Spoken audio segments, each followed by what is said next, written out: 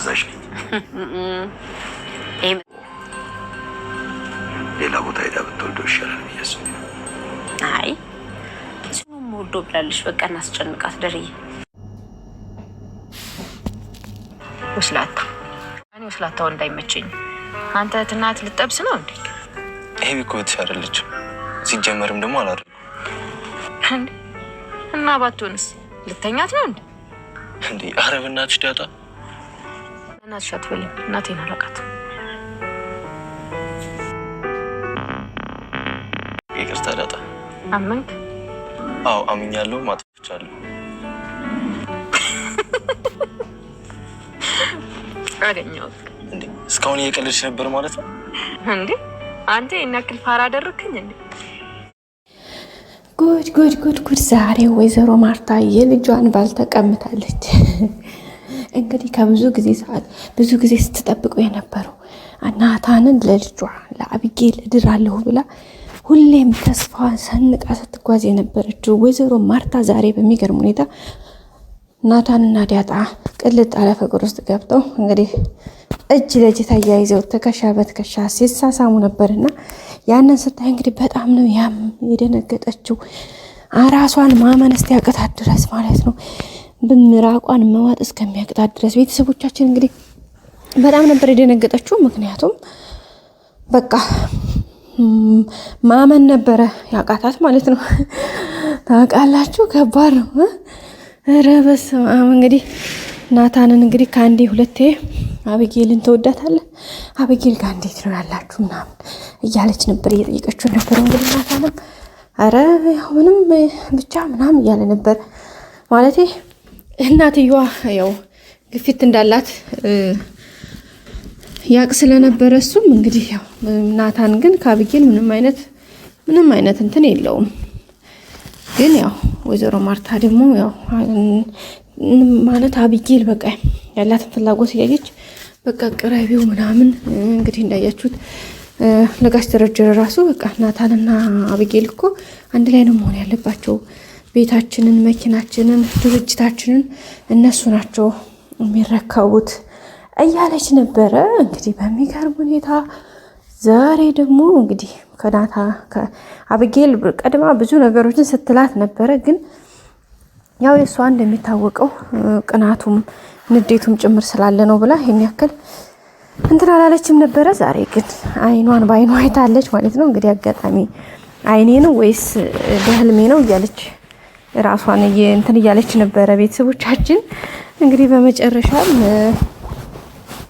እንትን ብላለች። በመጨረሻም እንግዲህ ቤተሰቦቼ አውቀዋለች ማለት ነው። እና በጣም ነው የተገረመችው ቤተሰቦቻችን። እንግዲህ በቃ ምን ማለት እንዳለባት ግራን የተጋባት እንግዲህ ደረጀን የአባቷን ስልክ ስጠኝና እኔ ደውልለታለሁኝ እያለችው ነበረና ጋሽ ደረጀ ደግሞ እንደ ማርታ ምን አስበሽ ነው? እሱ ራሱ በፈቀደ ጊዜ መጥቶ ያት እንጂ እኛ ምን ቸገረን ምን አገባን እያለ ነበረ ማለት ነው። ምክንያቱም ያው የሱ ልጅ ነው የኔ ልጅ ናት መቼም አይል የሸገረ ሸግሮት። አሁን ደረጀ በጣም ትልቅ አጣብቂኝ ውስጥ ነው ያለው። ምክንያቱ ደግሞ እንግዲህ ዳጣ እዚህ ጋር እናቴን አስታውቀኝ ትለዋለች።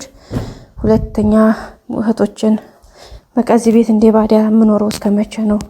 ቤተሰብ መሆኔን እኔስ ማረጋግጠው መቼ ነው እያለች እሱም በቃ ልጅቱ ያለፈው የተጎዳችበት እንዳለ ሆኖ ደግሞ አሁን እንኳን እንደዛ አርጌ ማሰቃያት እያለ እንግዲህ በጣም ግራ ተጋብቷል። ሁለተኛ ደግሞ የትዳሩ ልጆቹ ማለት የትዳሩ ልጆቹ ኦኬ እህት ነው የመጣላቸው። ግን ወይዘሮ ማርታን እንዴት አድርጎ ማሳመን እንዳለበት እንዴት አድርጎ ነገሮችን ማስረዳት እንዳለበት በጣም ግራ ተጋብቶ ነው ያለው ማለት ነው።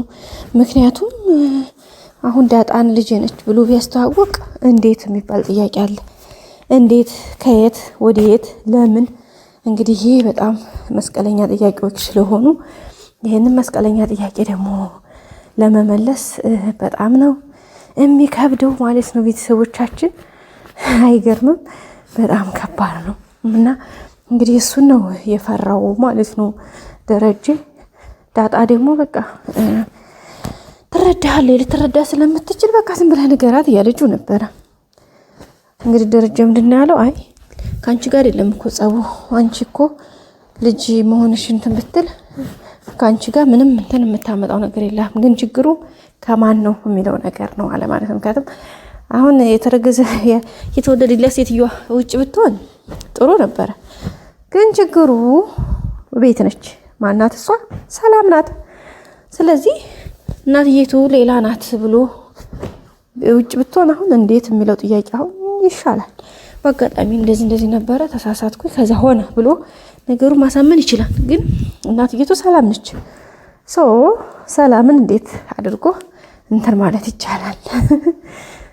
ማለት እንዴት አድርጎ ሰላም ናት ለማለት ደረጀ ለካ እንደዚህ ነበር እንዴ ብላ እንግዲህ ማርታ ያው ቤቱ በአንድ ጉድ ቆማል ማለት ነው። በነገራችን ላይ እትረዳው ትችላለች። በተለይ ደግሞ በጣም ከባዱ የሰላም ነው ሲባል በጣም የሚከብደው ነገር ምንድነው? የአሁኑ የእርግዝናዋ ጉዳይ ደግሞ ተጨማሪ እርግዝና ስላለ አሁን ደረጀ ስለአሁኑ እርግዝናዋ የሚያውቀው ጉዳይ የለውም። ግን ቢሆንም ማለት ነው በቃ እንዴት የሚለው ነገር ሲነሳ የሰላም ሆኖ እንደዚህ ሲባል የአሁኑ እርግዝናም የሱ እንደሆነ ነው ማርታ ራሱ እንትን የምታደርገው በነገራችን ላይ ማለት ነው። ጀምር ልጁ የሱ ነው። ግን የሱ ቢሆንም ደረጃ ያውቅም የሚያውቀው ጉዳይ የለውም። ይሄንን ሆነ ብላ ያደረገችው ሰላም ነች። ምክንያቱም ልጇ ስለጠፋችባት ራሷን መተካት ፈልጋ ስሟንም ምትኬ ብያታለሁ ብላ ነው እንግዲህ እንዳያችሁት ስም ያወጣችላት ለራሱ ማለት ነው። ገባችሁ? ምትኬ ብያታለሁ ስሟን ማን እንዳልኳት ታውቃለህ? ምትኬ ነው ያልኳት ብለዋለች። እና ደረጀ ምንም አልገባውም። ምትኬ ምንም ማለት እኔ እንጃ ምንም እንትን አላለም ደረጀ በነገራችን ላይ ማለት ነው። ባለፈው ከዚህ ቤት ለምን አልወጣም አልችል ዳጣም ከመጣች በኋላ ማለት ነው ልጇን እንትን እንድትል ምንም ሴንስ አልሰጠውም። ልጁ የሆነ የረሳቻት ይምሰለው አላቅም። ድጋሜ ጠይቀው ስለማታቅ ነው መሰለኝ እንደዛ እያሰበ ነበረ ማለት ነው። አሁን ግን ተጠይቀችው በኋላ በቃ በጣም እየጠየቀችው ነበርና አሁን ግን ፋጥራ ይዘዋለች። እሱም እንግዲህ ባክሽ ተረጋጊ ያላት ነው። እንግዲህ በባለፈው አብጌል ስለዚህ አንዳንድ ነገር ሲያወሩ ነው የሰማቻቸው። ከሁሉም በፊት ደረጀም ሳይናገር እንግዲህ ማርታ ትሰማለች ማለት ነው። ከማን? ከአብጌል ነገሩን ቬሪፋይ ታድርገዋለች። እና ቤተሰቦቻችን እንግዲህ ዛሬ ክፍሌ እንመስል ነበር። በቀጣይ ቪዲዮ እስከምንገናኝ ሰብስክራይብ እያደረጋችሁ አብራችሁን ቆዩ። መልካም ጊዜ። ባይ ባይ። እወዳችኋለሁ ቤተሰቦች። ላይክ አርጉ። ላይክ ይረሳችሁ። ላይክ አርጉ።